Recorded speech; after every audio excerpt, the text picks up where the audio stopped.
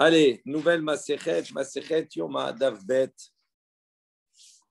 Donc, bien entendu, c'est un traité où on va essentiellement parler de ce fameux jour, le jour le plus long, le jour de l'année, Yom Kippour.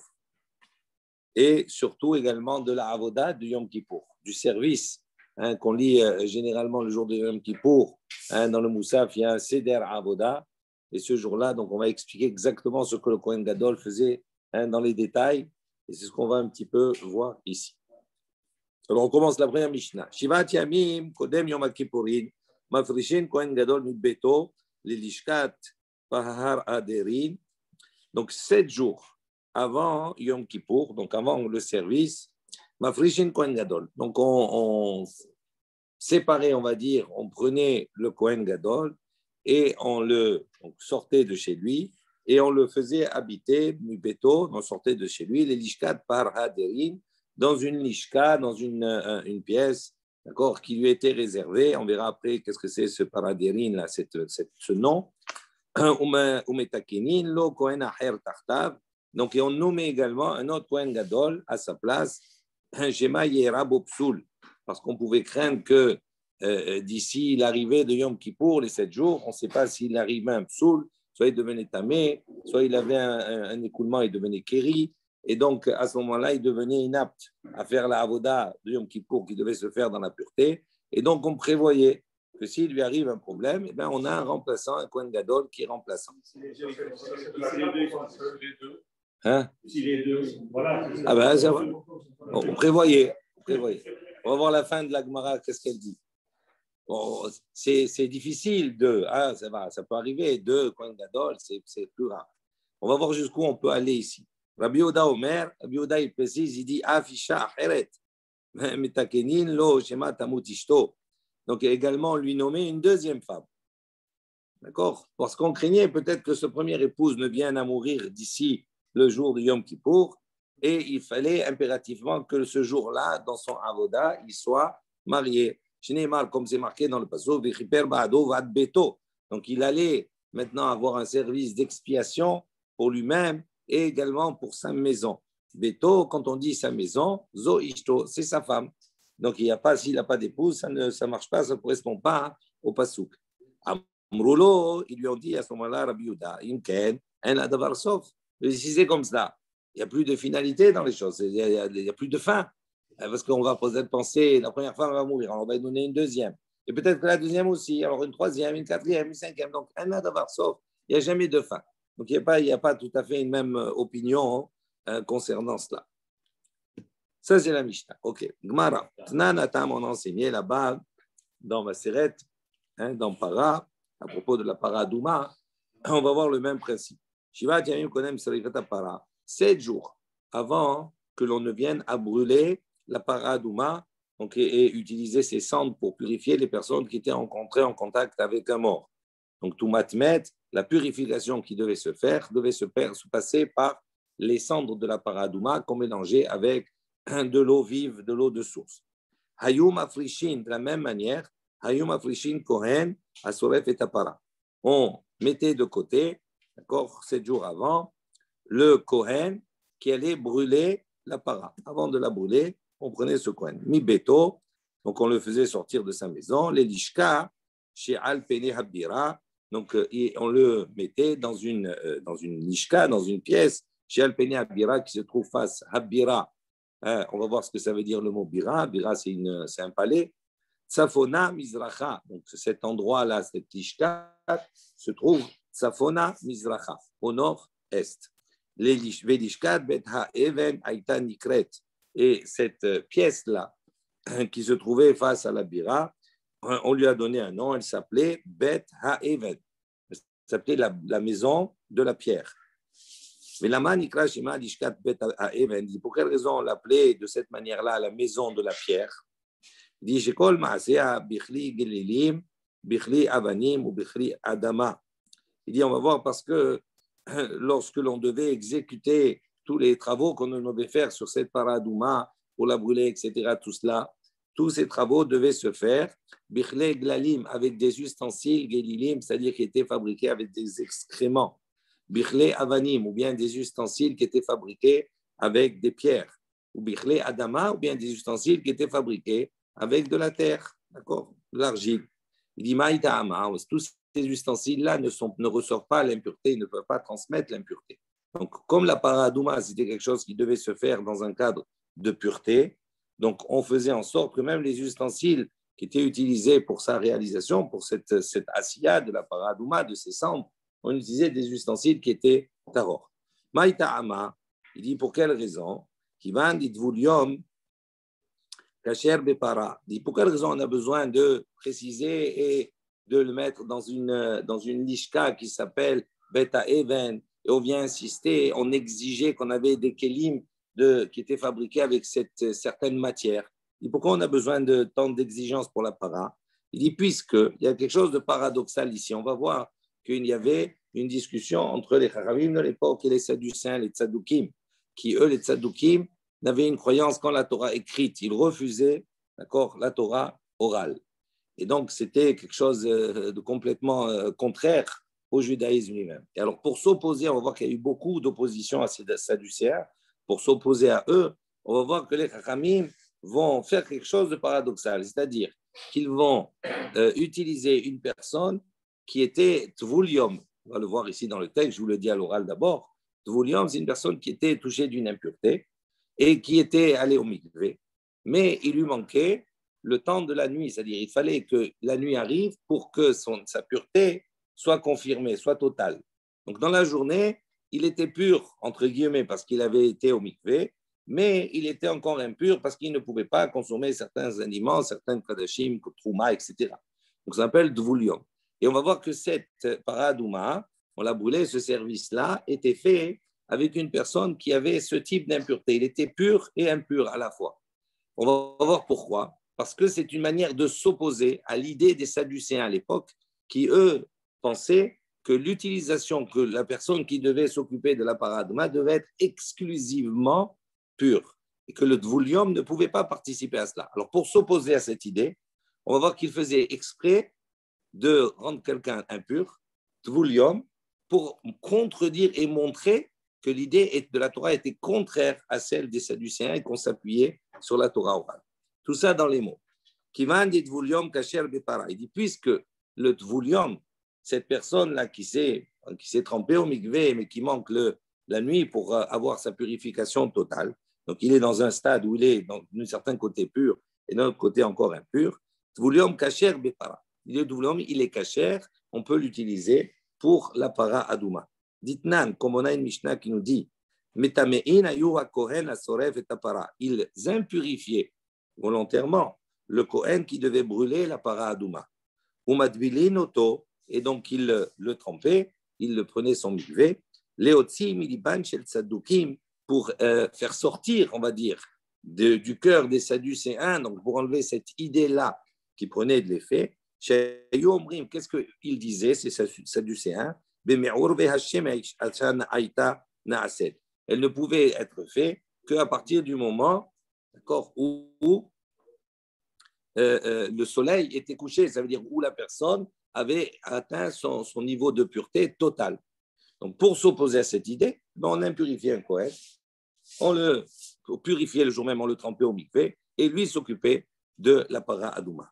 Pour cela, Takinoun, les Rabbanan, les Chaim ont institué Keli Glilim, Keli Avanim ou Kli Adama, d'utiliser spécifiquement des ustensiles qui ne sont pas touchés par la Touma, par l'impureté. Pourquoi? Des lots, l'ikabelu Touma, parce qu'ils ne touchent pas justement d'impureté, ils ne reçoivent pas l'impureté, qui est ri, des là, les alzil ou bas, de manière à ce qu'on ne soit pas totalement misalzel, c'est-à-dire méprisant vis-à-vis de cette para-adouma.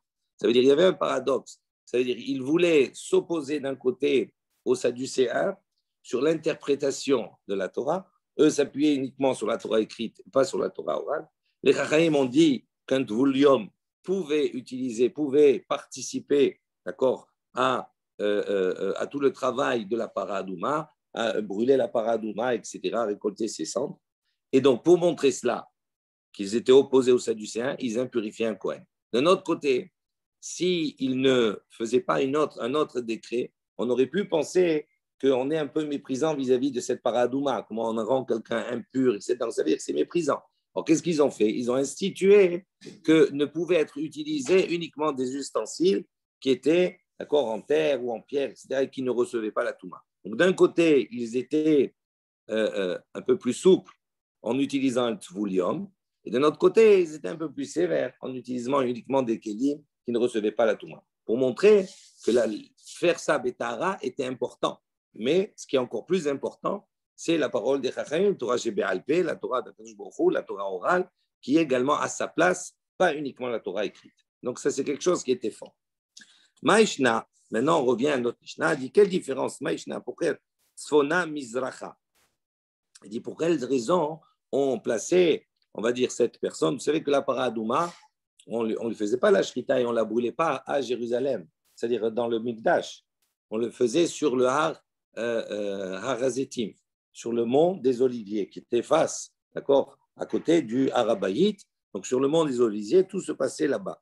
Et il dit, quand on prenait ce Kohen et on le mettait, on a dit Tsafona Mizracha. C'est dans cette Lishka à Avanim qui se trouve au nord-est. Pourquoi au nord-est? Il dit Kivan de Hatati. Il dit parce que la paradouma, elle est appelée Hatat. Hatati. Et le Hatat, d'une manière générale, tous les korbanot qui sont korbanot Koché Kadashim, comme le Hatat, le Ola, etc., le Hacham, quand on faisait la Shrita dans le Mikdash, on le faisait sur le côté nord. D'accord? Il y avait le Misbéach. Quand moi je suis positionné comme cela, en face de moi, il y avait le Kodesh HaKodashim, le Echal, qui était au Maharav. Devant, donc le nord, c'était à ma droite, le sud à ma gauche, et derrière moi, c'était le Mizrach, c'était l'est. Maintenant, quand il faisait la Shrita, il y avait le Misbéach qui était devant, d'accord, le Oulam, devant le Echal. Et il était positionné, le Kevesh, c'est-à-dire la pente, elle était du côté sud et toute la partie du Misbéach, elle était du côté nord. Et sur ce côté nord, il y avait les crochets, les tables, etc., pour pouvoir dépecer, pour pouvoir faire. On faisait la shrita du côté nord. D'accord? De ce côté-là, on fait la shrita pour le khatat. Il dit, comme la paradouma, elle a on l'appelle khatat. Donc, comment on l'appelle khatat? Donc, ça veut dire qu'elle a une ressemblance quelque part comme le khatat. Même si on ne fait pas la shrita à l'intérieur, mais on l'a positionnée. On va voir qu'après, pour la travailler, pour les cendres et pour le Kohen et tout ça, on l'a positionnée dans une lishka qui rappelait cela. Comment il rappelait ça? Mais on la mettait au nord. Ça, c'est la première exigence. Dans les mots, qui van de khatati, vechatat keunat safona. Donc, d'un côté, le nord s'explique par le fait qu'on appelle ce korban parent, on l'appelle khatati, et donc khatat, un korban khatat, la shrita se faisait au nord. Pour Tiv, maintenant il y a une autre exigence également, c'est marqué à propos toujours de la para, c'est marqué bas, El Nochar Pedeho El Moed. Donc c'était face au El Moed. D'accord, le El Moed il était au Mahara, face, donc ça veut dire on était du côté est. Takinu la Rabanan, donc c'est pour ça, pour rappeler ces deux exigences-là, ces deux pasouks, on a une lishka qui se trouve Tafona, Mizracha, au nord-est, qui écrit Deleve le Hekera, pour justement qu'il y ait un rappel par rapport à ces deux notions-là. Maï Bira. Maintenant, on pose la question, qu'est-ce que c'est Bira? On a dit que cette lishka, elle peinait Bira, face à la Bira. Bira. Amar Rabba Barhana, Amar Yohanan, Makom Aya Behar Bayit ou Bira Shemo. Donc, la première réponse que Rabba Barhana a donnée au nom de Rabbi Yohanan, il a dit c'est un makom, c'est un endroit, d'accord, qui se trouvait Behar Bayit, dans le mont du temple, en dehors du Mikdash, et qui s'appelait Bira. Son nom, c'était Bira. Resh Lakish, Amar Resh Lakish, non, il dit non. Shkol Mikdash Kulo Karou Bira. Il dit tout le Mikdash, il est appelé Bira. C'est le Mikdash lui-même qui est appelé Bira et non pas un makom. Chez les Mar, comme c'est marqué dans le Pasuk, Habira, Asher Achinoti. D'ailleurs, là, Bira, vers le palais, en parlant du Beth Amikdash, Asher Achinoti, que j'ai préparé. Tu m'as préparé. Maintenant, Anémilé, donc d'où on sait ces mots? Amar Rabbi Binyomi, Bar Hikriya, Amar Rabbi Mechassia, Bar Idi, Amar Rabbi Yohanan, Amar Kra, Kasher Asa Bayom Hazé, Tiva Hashem Laasot, Lechaper Alechem. Donc, on a ici Mena Anémilé. Qu'est-ce que ça veut dire Mena Anémilé? Rashi explique, Debae Prisha, le Yom Kippourin ou le Para. D'où sait-on maintenant qu'il y a quelque chose de commun entre Yom Kippour et la Para Adouma? C'est quoi ce qui est commun entre les deux? c'est que dans les deux cas, cela nécessite une prisha. Ça veut dire on devait, d'accord, séparer, d'accord, préparer le Kohen, que ce soit pour Yom Kippour 7 jours avant, que ce soit pour la para Adouma 7 jours avant de brûler, ou avant de faire la avoda de Yom Kippour. D'où on sait qu'on a quelque chose qui est commun à ces deux éléments, ces deux événements-là. Et on voit ici que Rabbi Binyamin Bar Chilkia a dit au nom de Rabbi Mechassia Bar Idi, a dit au nom de Rabbi Yohanan, Amar Kra, il apporte le pasuk, c'est marqué dans Vayikra, Ka'asher asa bayom hazeh, tziva Hashem la'asot lechaper alechem. Donc on a dit comme asa, donc là-bas on parle de quoi? On parle des milouim.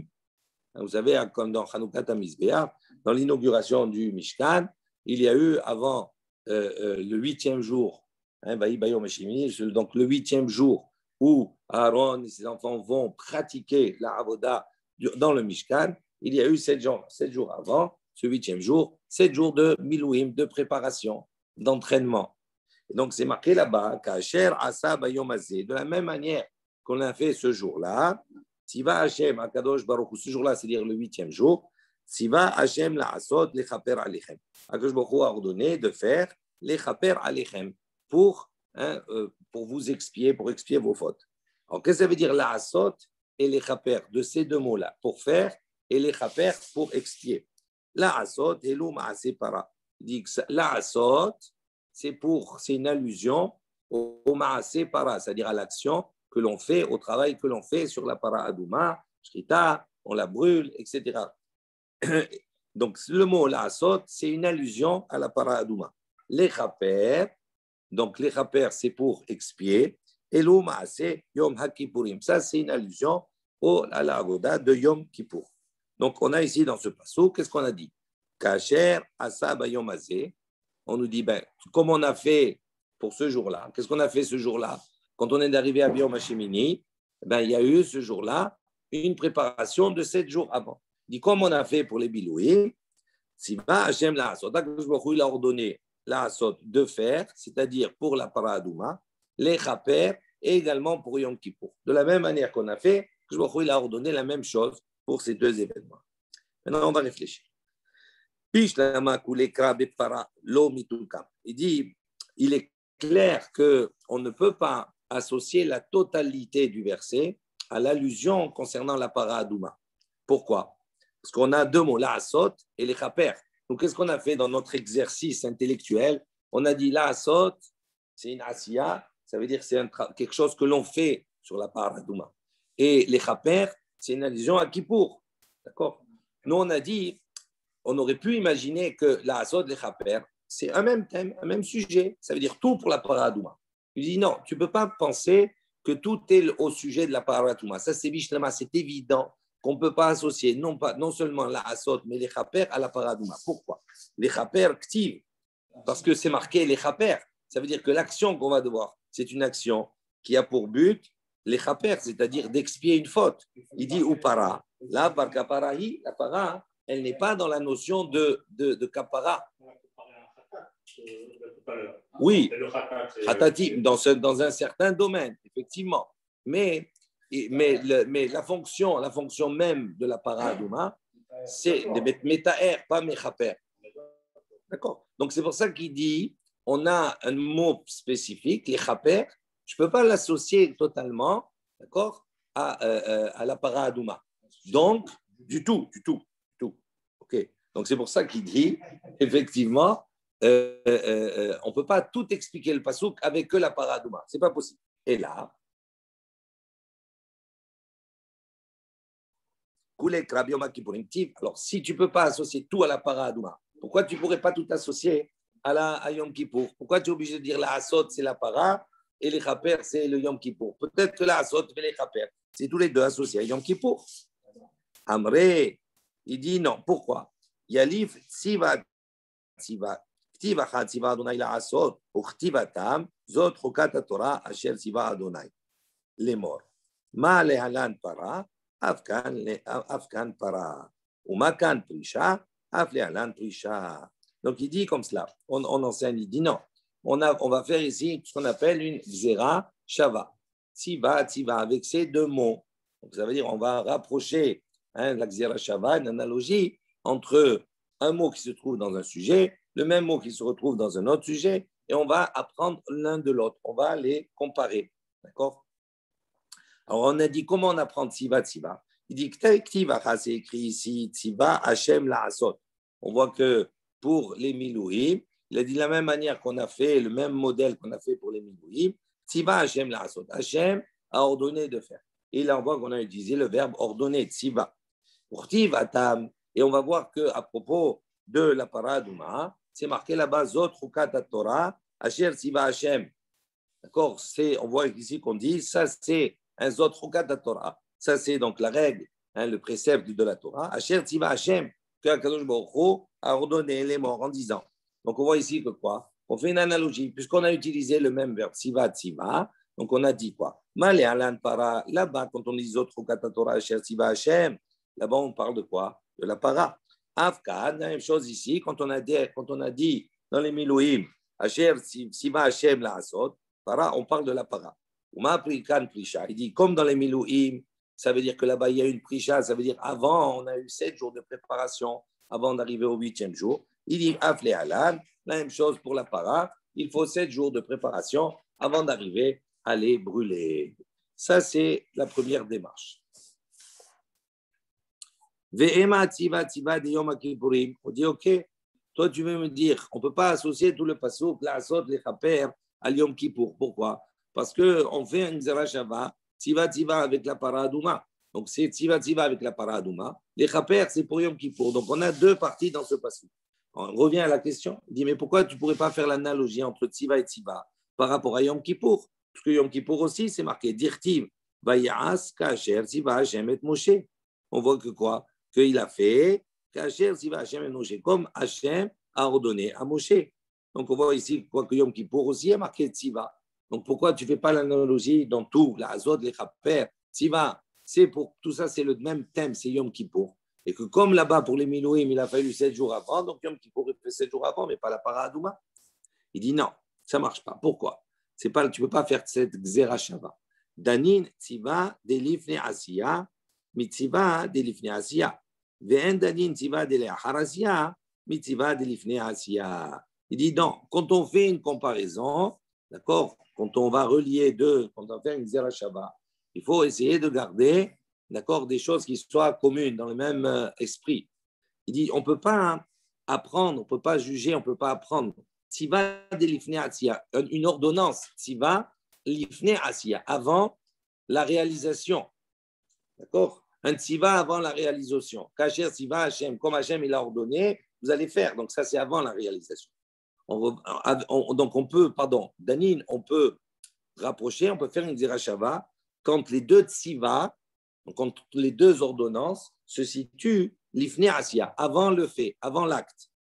Ve'en danin, en revanche, on ne peut pas rapprocher deux tziva, un qui est allé à Harasia, un qui est après la Asia, et un qui est avant la Asia. Comme c'est marqué dans le pasuk, Vayas kasher tziva, donc il a fait comme Hachem lui a ordonné. Il a déjà ordonné, c'est du passé. Donc il a fait là, donc là on voit que c'est quelque chose qui est venu avant, donc avant la Asia, donc ça ne marche pas. Pardon, le tziva il est venu après la Asia. Donc ça, on ne peut pas apprendre l'un de l'autre.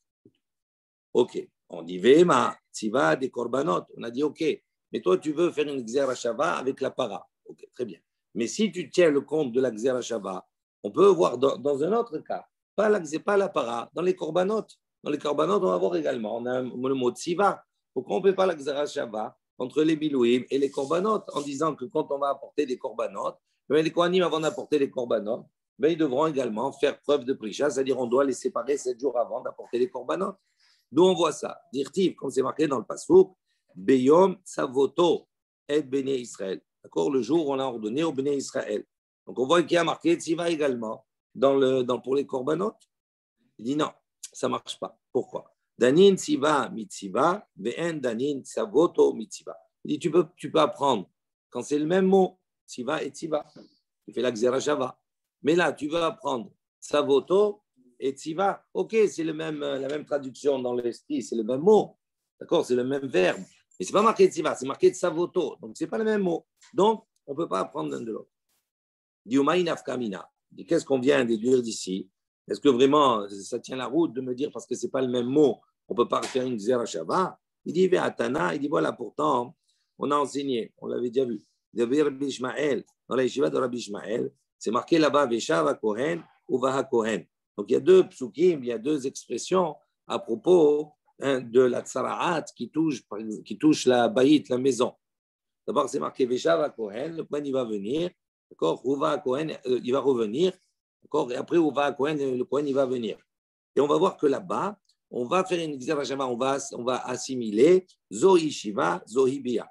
Ça veut dire, même si on n'a pas les mêmes mots, eh bien, ce qui va se passer dans le premier cas, il se passera dans le deuxième. Ça veut dire quoi concrètement? Je passe après, vous relirez Rachid, il explique. Pour la tsara'at dans la baït, donc quand on s'aperçoit qu'il y a une lèpre qui touche les murs de la maison, le Kohen il devait venir voir. Après, il laissait 7 jours.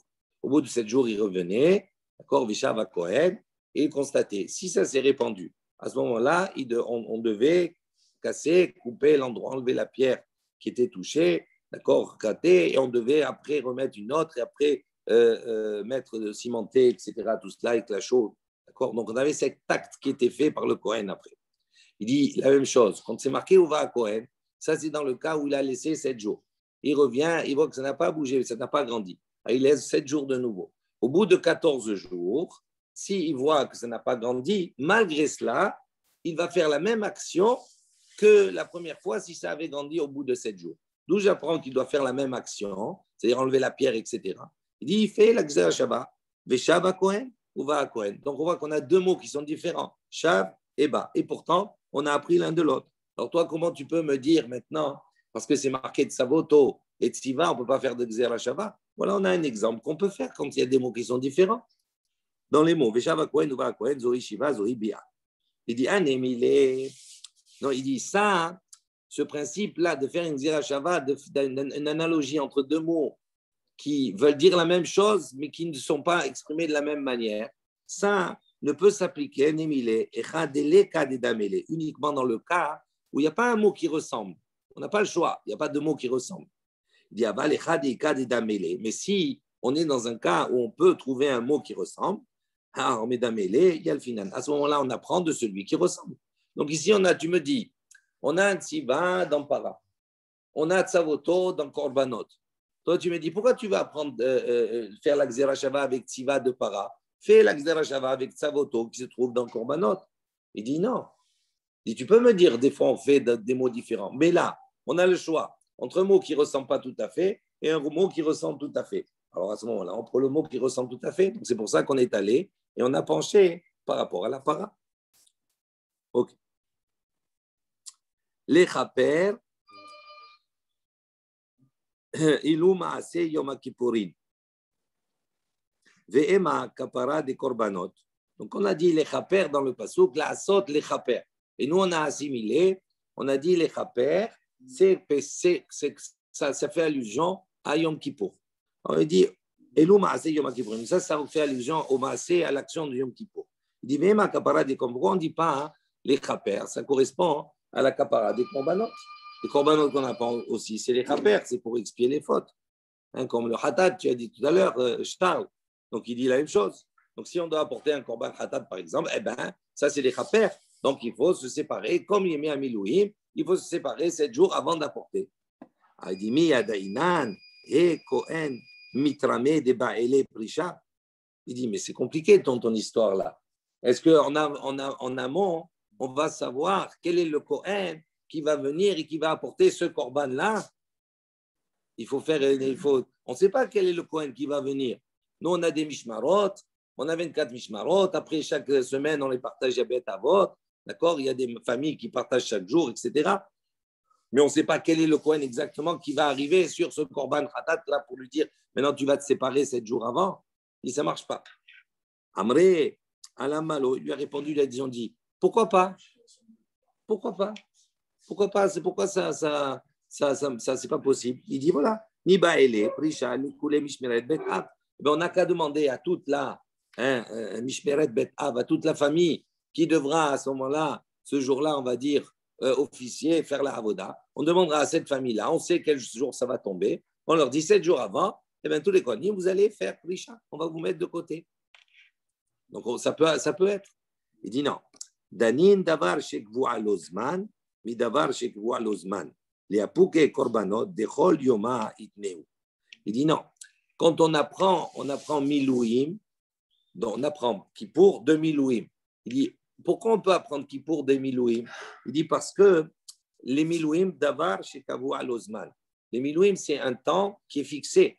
Le jour, il est fixé. Yom HaShemini, le 8e jour. C'est un jour qui est fixé. Il dit, on apprend, on va comparer deux choses où il y a un jour qui est fixe. Le jour de Yom Kippour, il est fixe. Donc, on peut apprendre l'un de l'autre. Tandis que les korbanot, ça vient nous exclure les korbanot qui, eux, des Chol Yoma Itneu. C'est chaque jour, il n'y a pas un temps fixe pour les korbanot. C'est tous les jours. Donc, il dit, tu ne peux pas faire la comparaison, d'accord, entre les deux. Il faut que ça marche dans tous les cas. Donc, entre Yom Kippour et Yom HaShemini, c'est un jour qui est fixe dans l'année. Tandis que les Milouim avec les Korbanot, ça ne marche pas parce que les Korbanot, il n'y a pas un temps fixe. Il dit, Vema Regalim. Il dit, alors pourquoi tu ne dirais pas que les Korbanot des Regalim, des fêtes, Korbanot des Regalim, les fêtes, c'est un temps fixe. Ce n'est pas tous les jours. Les Regalim, Shalosh Regalim, les fêtes de pèlerinage, c'est une fois par an. Sukkot, Pessah, Shavuot, on sait quand c'est un temps. Donc pourquoi on n'a pas dit là-bas que le Milouim, on va les comparer, on va faire la Xera Shava, on va plutôt faire l'allusion avec les Korbanot des Regalim. Il dit non. Danin davar shenoeg pa'am achat bashana, mi davar hanoeg pa'am achat bashana. Il dit non, on peut simplement comparer et apprendre d'une chose qui se passe une fois dans l'année avec une chose qui se passe une fois dans l'année. Les Milouim, c'était une fois. Et Yom Kippour, c'est une fois. Il dit les apouké, donc on va exclure par ce fait. Regalim, de là, les Regalim, ce n'est pas une fois dans l'année, c'est 3 fois. Donc il y a Pessah, il y a Shavuot, il y a Sukkot. Donc ce n'est pas quelque chose qui se fait une seule fois. Donc il dit on ne peut pas apprendre l'un de l'autre. C'est en vérité, on va essayer d'épuiser toutes les comparaisons pour montrer quelles sont les spécificités de Yemia Milouim et de ce fameux 8e jour, d'accord, et de Yom Kippour. Et toutes les choses qu'on va apporter, on va toujours essayer de trouver quelque chose qui est différent. Alors il dit Ve'ema Regel Echad. Alors il dit bon, si tu dis comme cela, pourquoi tu ne dirais pas que pour une fête? Pour une fête, Shavuot, Sukkot, Pessah, pour une fête, eh bien pour Pessah par exemple, on va voir, ou Pessah ou Sukkot, pour Pessah, on va donner des arguments. Peut-être pour Pessah, eh bien avant qu'on apporte les korbanot pour Pessah, les Kohanim, ils doivent se séparer 7 jours, etc. D'accord? Peut-être. Ou si maintenant tu vas me rétorquer, me dire, tu vas me dire laquelle, on ne sait pas laquelle, il y en a 3. Laquelle on va choisir? Laquelle on va choisir? On va dire au Kohanim de se séparer 7 jours avant. Si tu vas dire, on va choisir Hagamatzot, tu vas me dire, oui, on pourrait choisir Hagamatzot. Pourquoi? Parce que c'est celle qui ouvre les hostilités. C'est elle qui commence. Parce que le premier mois de l'année, c'est Nissan. Donc, c'est la première des Shalosh Regalim. Donc, on va dire, on pourrait imaginer et dire, ah ben, c'est celle-là qu'on va choisir parce que c'est le début. Il dit, ou bien tu pourras avancer comme argument et dire qu'on pourrait choisir la fête de Sukkot. Parce que, à la différence avec la fête de Pessah, c'est une fête où il y a énormément de mitzvot qui s'appliquent. La Soukha, le Lulav, Nisuch Hamaim, etc.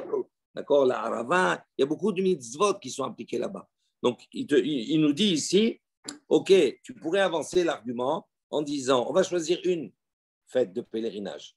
Pessah, on pourrait la choisir parce que c'est le début, c'est elle qui ouvre, qui commence. Ou bien je pourrais dire non, je peux choisir Sukkot aussi parce qu'elle est remplie de mitzvot.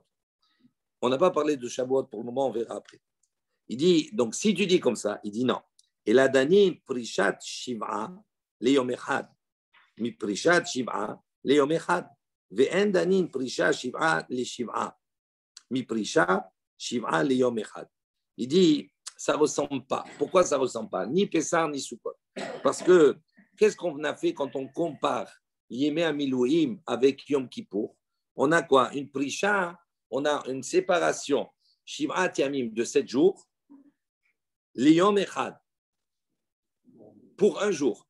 C'est-à-dire, il y a 7 jours pour arriver à Yom Shmini, à un jour, pour le Yémé Milouim. Kippour, il y a 7 jours pour arriver à un jour. Il dit, ça marche. Je relis dans les mots. Danin Prisha Shiv'a Liyom Echad, Mi Prisha Shiv'a Liyom Echad. Donc, vraiment, ça ressemble. Yom Kippour est le 8e jour. En revanche, en Danin, on ne peut pas rapprocher et comparer. Prisha Shiv'a les Shiv'a. Il dit, pour Pessah, je vais me séparer 7 jours avant, mais ces 7 jours, ils vont ouvrir à quoi? À 7 jours de fête. Pour Sukkot, je vais me séparer 7 jours avant, mais ces 7 jours, ils vont ouvrir à 7 jours de fête. Donc, ce n'est pas ressemblant du tout. VMA, alors, si tu veux, je peux te dire si c'est ça ton problème. Shmini. Pourquoi on ne parle pas ici de Shmini Atzeret? Shmini Atzeret, c'est une fête à part. OK? Donc, c'est plus Sukkot, c'est une fête à part. Et donc, Shmini Atzeret, c'est une fête à part. Eh bien, il y a 7 jours avant qui ouvrent sur une journée, qui est le jour de Shmini Atzeret. Donc, pourquoi tu ne dirais pas ici que les Chaper, ça fait référence à Shmini Atzeret, qu'on doit faire la prisha 7 jours avant pour arriver à Shmini Atzeret? On a 7 qui préparent un. C'est la même chose. Presque. Bien sûr, on va trouver quelque chose qui ne va pas marcher. Donc, Vema Shmini, dit prisha Shima Liyom Echadhu. Donc, ça, c'est la question. Il dit non. Danin davar she'en kdusha lefanav. מדבר שאין קדושה לפניו, ואין דנין דבר שיש קדושה לפניו, מדבר שאין קדושה לפניו. Il dit, tu ne peux pas, et le dénominateur commun entre les Yemé Milouim, le 8e jour, et Kippour, c'est que les 7 jours qui précèdent sont des jours qui n'ont pas de Gdusha. Il n'y a pas de Gdusha.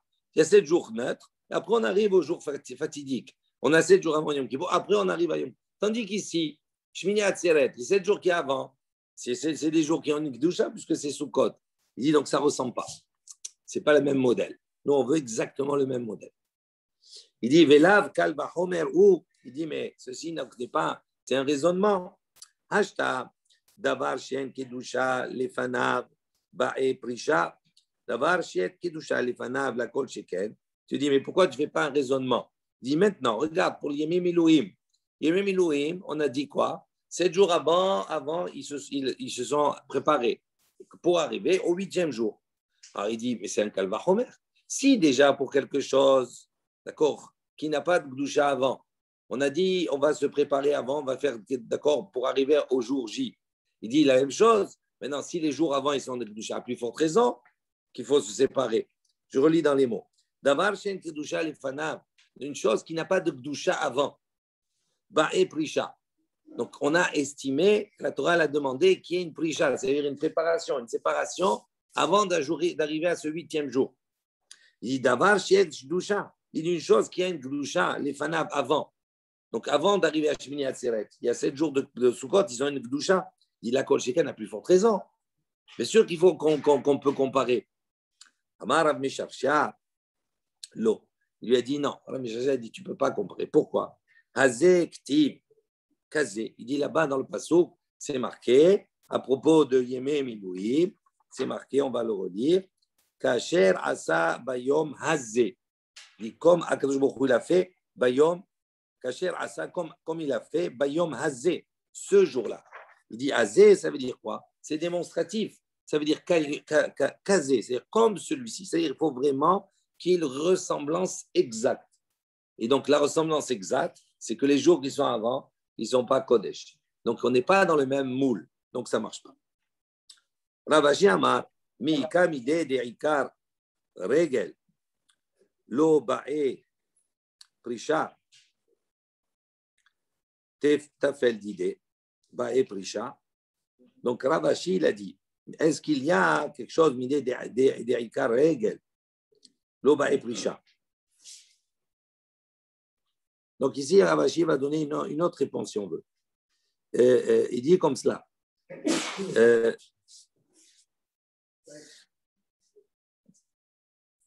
Il dit non, mi kavide de karega lo ba'e prisha.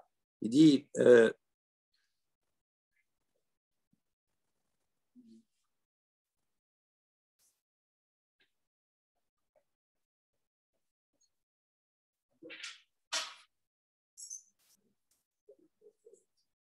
c'est ça. Il dit comme ça. Il dit, comment tu peux imaginer qu'il puisse avoir le 8e jour, d'accord, Shmini Atzeret, on peut imaginer, d'accord, qu'il y ait une prisha avant. Il dit pourquoi? Parce qu'il dit, quand on a proposé qu'il y ait une prisha avant Sukkot, on a dit non, il n'y a pas de prisha avant la fête de Sukkot. Il dit maintenant, le ikar de la fête, c'est quoi? C'est les 7 jours. Et le 8e jour, c'est quelque part, il est accessoire, on va dire, il est tafel, il est secondaire par rapport aux 7 autres jours. Les 7 jours, ils sont importants. Le 8e, il vient conclure les 7 jours. Il dit, si déjà pour les 7 jours, je refais le raisonnement à l'oral, si déjà pour les 7 jours, c'est le ikar, c'est l'essentiel même de la fête. On a dit, là, on n'a pas besoin de prier, on n'a pas besoin de se séparer avant et de se préparer pour ces 7 jours. Il y a plus forte raison. Pour ce qui est tafel, c'est le 8e jour, qui est en vérité annexe aux 7 jours. Tu vas demander, tu vas exiger qu'il y ait une prisha pour le 8e. Ce n'est pas logique ton histoire. Tu ne peux pas exiger une prisha, ça veut dire une préparation pour quelque chose qui est annexe, alors que pour l'élément principal, on n'a pas demandé qu'il y ait une prisha. Dans les mots, Dimi kamide de ikar regel. Il dit, est-ce qu'il peut y avoir comme cela que pour le ikar, pour l'essentiel de la fête, l'oba et prisha, on n'a pas demandé, on n'a pas besoin de séparation. Tu as fait l'idée, maintenant, ce qui est, tu as fait l'idée, ce qui lui est, on va dire, pas facultatif, mais qui lui est attaché, on va dire, qui lui est annexe, c'est annexe aux 7 jours. Et prisha, cela nécessite une prisha. Donc, tu vois, c'est une raison supplémentaire pour dire qu'on ne peut pas parler de Shmini Atzeret. Il dit, va filou. Et ce raisonnement-là, il tient même, va filou les man de Amar, même selon ceux qui disent, qui expliquent que Shmini regel bifni atzmohu, que Shmini, c'est une fête à part entière. Donc, toi, tu m'avances comme argument, tu me dis, les 7 jours de Sukkot, c'est le ikar de la fête. Et Shmini Atzeret, c'est le tafel. D'accord? Ça veut dire c'est l'annexe. Il dit, pourtant, on a une opinion qui dit que Shmini Atzeret, c'est pas une annexe, c'est une fête à part entière. Il dit non, c'est une fête à part entière, même selon cette opinion-là, même selon ceux qui pensent là, c'est une fête à part entière sur certains points. Mais même si c'est une fête à part entière sur certains points, on va voir que ça reste quand même une annexe de Sukkot, ce qu'on appelle Shmini quand même. Donc ça veut dire qu'elle est rattachée aux 7 jours de précédent. Alors en quoi c'est une fête bifnei atzma? Il dit Hanimile, quand on a dit c'est une fête à part, il dit Hanimile le'inan pazar kashar. Le Pfizer, d'accord, d'actualité. Non, je plaisante. Alors, ici, ce sont les initiales de la spécificité que Shmini Atzeret a par rapport aux autres jours de la fête. Donc, le P, ici, vous avez, Rashi va expliquer, hein, les fayes les atzmo, pardon, pas les fayes, payes les atzmo, chez une pièce bifri achad, bepare achad. Donc, ça veut dire ce jour-là, il y avait un tirage au sort. Pour les kohanim, pour les tirages au sort, pour les corbanotes, etc., tout cela. D'accord? Donc, c'est quelque chose qui se faisait spécifiquement pour cette fête-là, qu'on ne faisait pas pour les parés ahad, pour les taureaux qu'on allait sacrifier pendant la fête de Sukkot. Donc, ça, c'est une spécificité. Zayin, Zman. Ça veut dire qu'on va faire la bracha de Shechianu. D'accord? Donc, on voit que c'est une fête à part, parce qu'on on la considère plus comme Sukkot.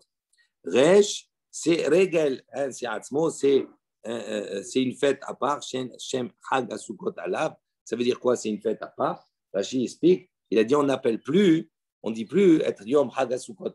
On l'appelle plus Sukot, Hag Asukot, on l'appelle Shmini Hag Atzeret, on lui donne un nom à part. Ensuite, Kouf, c'est le Korban. On va voir qu'il y a un Korban spécifique, c'est un taureau, d'accord? Donc qui est différent des Korbanotes qui étaient apportés pendant la fête de Sukkot. Shin, c'est le shir. Il y a un shir différent quand on chante le Mizmor de Shmini Atzeret, il est différent de celui de Sukkot. Et le bet, c'est bracha. Il dit, les Atzmo Rashi, il dit, on va voir que bracha, she'ayu mevarchim letfilat achaye ameler. On faisait une bracha spéciale pour le meler, pour le roi, pour la vie du roi, une longue vie. Donc on voit ici, il y a 6 choses qui sont spécifiques à Shmini Atzeret. Oui. Non, c'est ce qu'il te dit. Malgré ceux qui pensent là, malgré qu'ils pensent que c'est Regel Bifnei Atzmo, non, c'est ça ce qu'il te dit. Il dit pourquoi c'est pas Bifnei. Pourquoi? Parce que. Si tu considères que c'est Kulto Sefer. Attends, 2 minutes. Arrive, 2 secondes. Laisse la question de côté. Juste, on finit, parce que ce n'est pas fini. Donc, on a évoqué ici maintenant la spécificité de Shmini Atzeret. Aval, mais les Inyan Tashlumin des Rishon. Il dit en revanche, pour les Tashlumin, on sait que si on n'a pas apporté Korban Chagiga le premier jour de fête, on peut l'apporter le deuxième, le troisième, le quatrième, le cinquième, etc. Il dit, le 8e, ça sera également un temps de Tashlumin pour le Korban qu'on n'a pas apporté à Sukkot. Donc, on voit que quoi? Que d'un côté, il y a une spécificité qui le détache de la fête de Sukkot. Mais concernant les tashlumin du Korban de Sukkot, on voit que dans le compte, il compte dans la fête de Sukkot. Tashlumin des Rishon, où? C'est le premier, c'est le rattrapage du premier. Ve'a dehadit. D'où on apprend cela? Une Mishnah. Mishelorag Yom Tov Arishon, celui qui n'a pas apporté le Korban de la fête, d'accord, le premier jour de Yom Tov, de Sukkot, Shel Chag, de la fête de Sukkot, Chogeg, Ve'orer, Kol Harigel Kulo. Il y va aller, donc il pourra rattraper durant toute la fête. Ve'yom Tov Aharon Shel Chag. Également, d'accord, même le dernier jour de la fête de Sukkot. Donc on voit que quelque part, même ce Shmini Atzeret, même s'il a un aspect spécifique, spécial, c'est une fête à part, ça reste, n'empêche qu'on voit qu'on l'a toujours associé encore, elle est toujours attachée à la fête de Sukkot. Et donc, on revient au raisonnement, même ceux qui pensent que c'est une fête spéciale, si on n'a pas, pour l'essentiel même, les 7 jours, on n'a pas demandé une prisha avant, donc à plus forte raison qu'on ne va pas demander une prisha avant un jour qui est le Shmini, qui est annexe aux 7 autres. Voilà, on va s'arrêter ici. Le Vachomer, il n'est pas vraiment